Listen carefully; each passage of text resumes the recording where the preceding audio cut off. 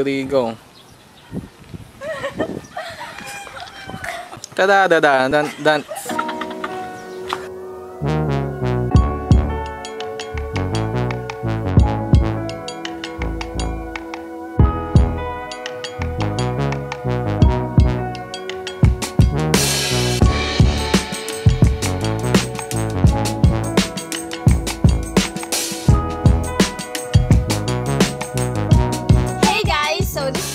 About the gospel. So ano nga ba ang gospel? Ang gospel ay tungkol sa buhay ni Jesus na siya nandito sa lupa. It's basically the good news. So panoorin natin to kung paano siya ang gospel in just 5 minutes. Are you ready? Let's do this! Okay guys, so magsimula tayo sa bad news. Ang bad news is, man was separated from God because of sin. Ang tao ay nahiwalay sa Diyos dahil sa kasalanan. Sabi nga sa Romans 3 verse 23, for all have sinned and fall short of the glory of God. And sinabi niya din sa Romans 3:10, walang matuwid, wala kahit isa. Ibig sabihin, ikaw, ako, o yung pinakabanal na tao kilala mo ay hindi rin matuwid. Dahil sabi niya, walang matuwid, wala kahit isa, diba? Okay, so paano ang gagawin ng tao? Nahiwalay tayo sa Diyos. Ang Diyos ay banal, ang tao nagkasala. Anong gagawin natin? Ngayon, sabi niya sa Romans 6:23, ang kabayaran ng kasalanan ay kamatayan. So may kaparusahan ang kasalanan. Pero anong katuloy ng verse na yun? Merong good news sa verse na yun. Ang good news, excited na ba kayo? Okay, let's go! Sabi niya sa good news, sa Romans 6:23, ang katuloy niya, ngunit ang kaloob ng Diyos ay buhay na walang hanggan sa pamamagitan ni Jesucristo. Magitan natin yan sa John 3:16. Anong ginawa niya para maligtas ang tao?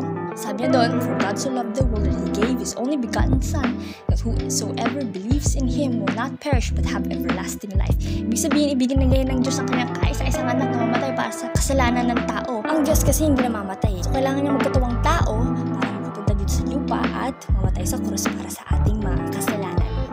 Okay? Gets mo? Let's go! Romans 5 verse 8, for God demonstrates His own love for us that while we were still sinners, Christ died for us. Okay, namatay siya sa krus para sa atin. Ibig sabihin, kung namatay, nililibing, di ba? So, ang Diyos namatay siya, hindi lang siya simpleng nahimatay o nakatulog.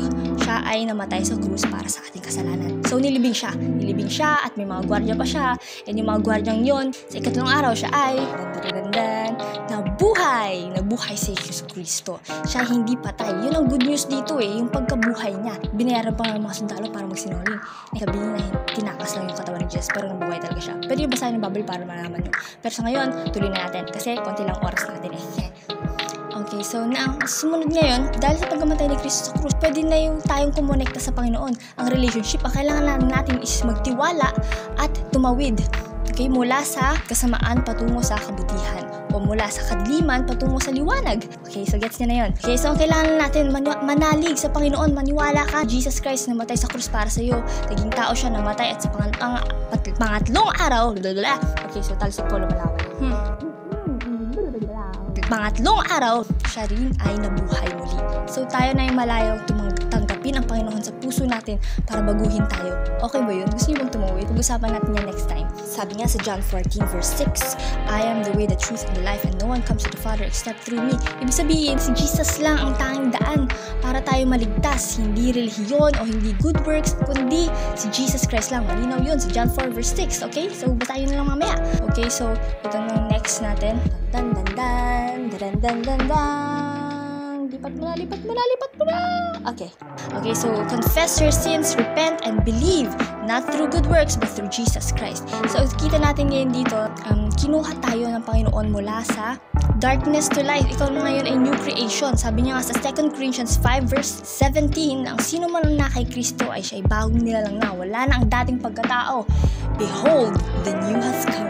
So, bagong nilalang ka na kapag tinanggap mo si Jesus sa puso mo. Lahat ng kasalanan mong nagawa mo sa nakaraan ay kinalimutan na ng Panginoong Diyos dahil ikaw ay pinatawad. Wow! Sino ang makapagbigay ng ganong klaseng kapatawaran? Walang iba kundi si Jesu Cristo lamang. Okay, so, anong next ngayon? Pagkatapos natin tanggap si Jesus sa puso natin kasi, di ba, nananahan pa tayo sa mundo ng puno ng kasalanan. Okay, so, mga dapat o kailangan natin gawin para hindi tayo madaling mahulog sa temptasyon o kasalanan. Una sa lahat, yan. Nakita ba yung tao dyan? Yan. tao yan na nagpe-pray, okay? So, ibig sabihin, kailangan natin mag-pray. Pray without ceasing. Huwag kang huminto. Huwag lang porke kakain ka o bago ka matulog, kundi lagi, araw-araw, gabi-gabi, oras-oras, minuminuto.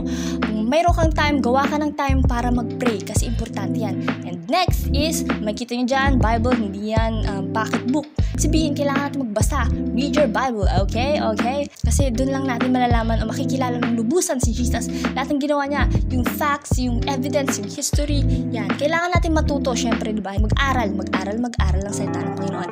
And next is fellowship with one another, yan. Magkipag-fellowship sa ibang Christians. Maghanap ka ng mga taong pareho ng pananampalataya para magpalakasan kayo. Mag-encourage with encouraging words, encouragingness.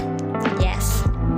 And next is yung globe dyan na may cross. Ibig sabihin, share the word. Share mo rin. Share mo lang. Share mo ang salita ng Panginoon sa iba. Yan. Kung nalaman mo ang totoo, syempre gusto mo din malaman ito ng ibang mga mahal mo sa buhay, mga pamilya mo, kaibigan mo, and iba pang tao sa buong mundo. Okay, so there you have it, guys. That is the gospel in 5 minutes. Ang dami ko pa sana gusto sabihin, pero meron lang tayong 5 minuto because it's a 5-minute challenge to share the gospel. So, see you next time. Goodbye!